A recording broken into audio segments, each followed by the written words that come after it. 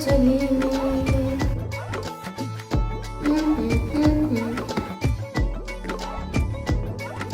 वाटते माहेरी चालली, आज मजाच येणार आहे.